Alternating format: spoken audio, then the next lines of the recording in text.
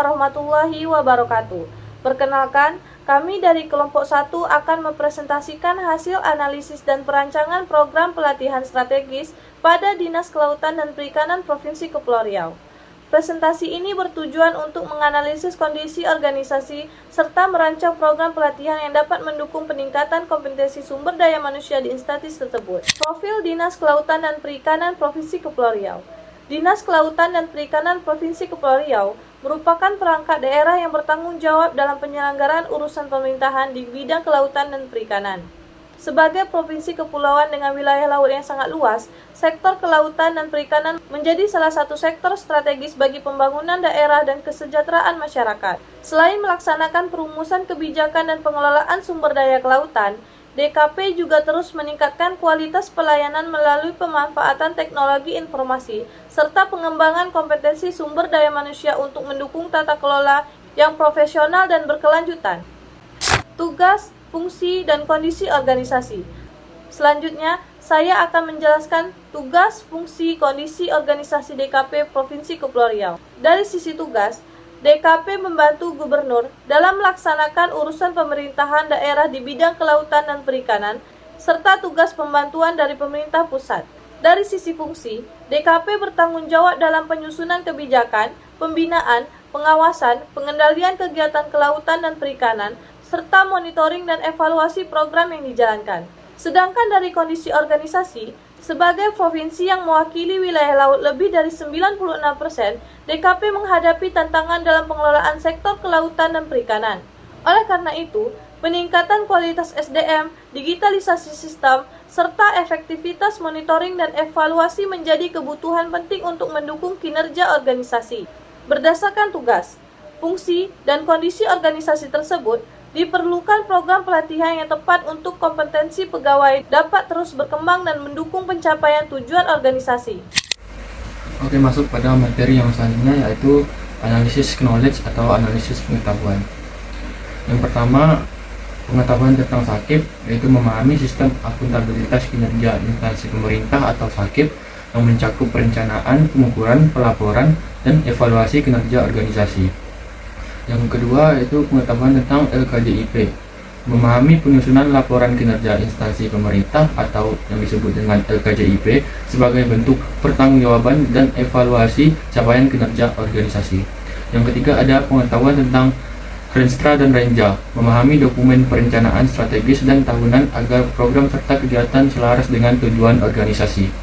Yang keempat, pengetahuan tentang monitoring dan evaluasi program, memahami metode pemantauan dan evaluasi untuk mengukur efektivitas program serta memahami menyusun rekomendasi perbaikan. Yang kelima yaitu pengetahuan tentang analisis data kinerja, memahami teknik pengumpulan, pengolahan, dan interpretasi data kinerja sebagai dasar pengambilan keputusan dan penyusunan kebijakan. Selanjutnya analisis skills atau analisis keterampilan. Yang pertama yaitu keterampilan mengolah data kinerja, mampu mengumpulkan, mengelompokkan, memverifikasi, dan menyajikan data kinerja sehingga menghasilkan informasi yang akurat dan mudah dipahami. Yang kedua, keterampilan mengukur capaian IKU, mampu membandingkan target dan realisasi, menghitung tingkat pencapaian indikator, serta menganalisis faktor yang mempengaruhi kinerja. Yang ketiga, keterampilan menyusun laporan evaluasi, mampu menyusun laporan evaluasi yang sistematis, objektif, dan berbasis data, termasuk mengidentifikasi kendala serta rekomendasi perbaikan program. Yang keempat, yaitu keterampilan menyusun rekomendasi kebijakan, mampu mengidentifikasi akar masalah, merumuskan alternatif solusi, dan menyusun rekomendasi kebijakan yang mendukung pengambilan keputusan yang lebih efektif. Oke, baiklah, materi selanjutnya akan dijelaskan oleh teman saya.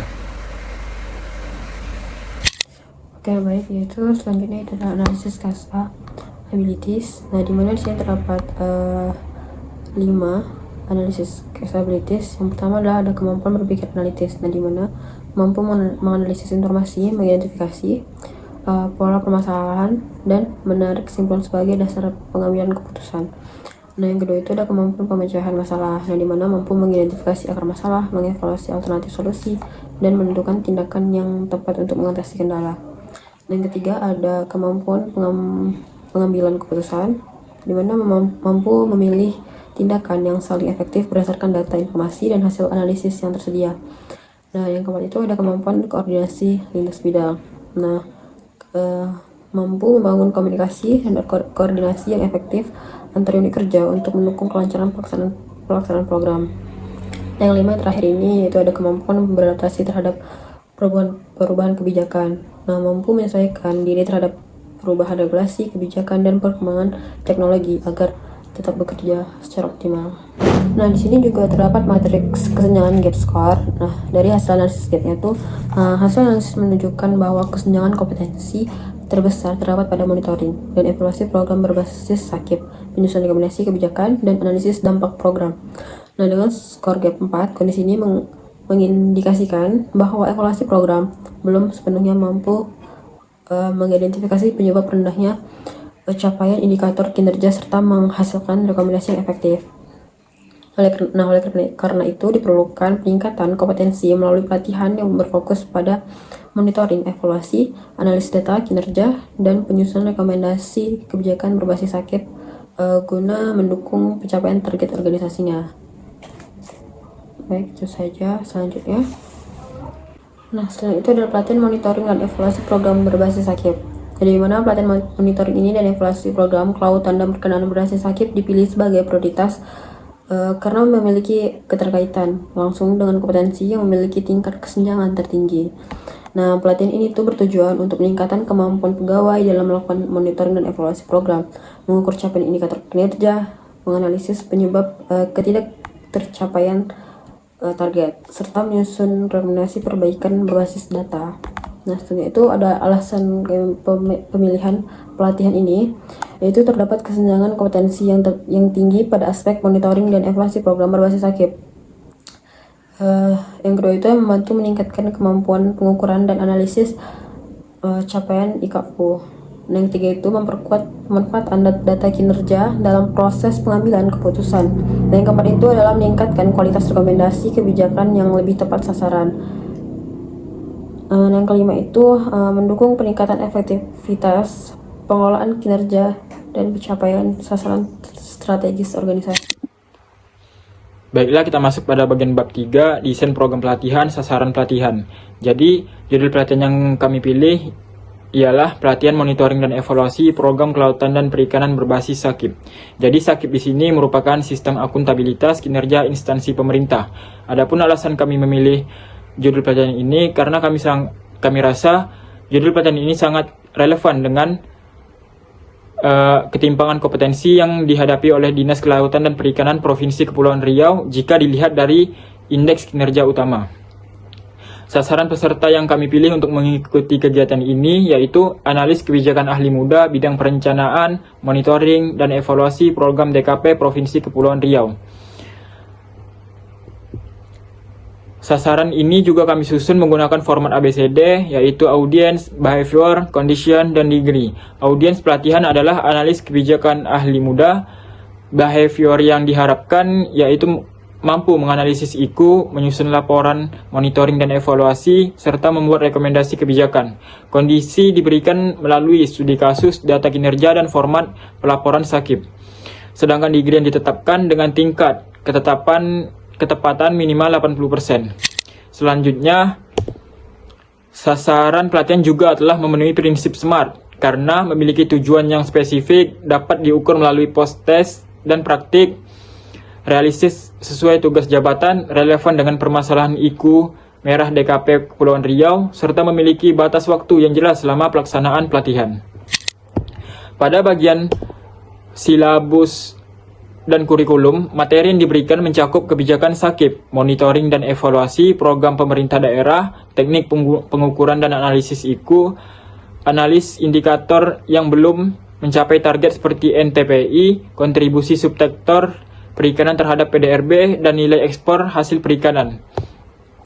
Selain itu, peserta juga mempelajari analisis data kinerja, identifikasi akar masalah, penyusunan laporan monitoring dan evaluasi, serta penyusunan rekomendasi kebijakan dan rencana tindak lanjut. Adapun output yang kami harapkan setelah mengikuti kegiatan pelatihan yang kami lakukan adalah meningkatnya kemampuan peserta dalam menganalisis capaian kinerja secara sistematis, menemukan penyebab ketidaktercapaian target, menyusun laporan monitoring dan evaluasi berbasis SAKIP, serta menghasilkan rekomendasi kebijakan yang mendukung peningkatan kinerja sektor kelautan dan perikanan Provinsi Kepulauan Riau. Dan yang terakhir, pada bagian desain media dan integritas Green HRM, saya akan menjelaskan unsur ramah lingkungan yang terdapat pada desain media yang kami buat. Jadi unsur ramah lingkungan diwujudkan melalui penggunaan materi pelatihan dalam format digital sehingga mengurangi penggunaan kertas.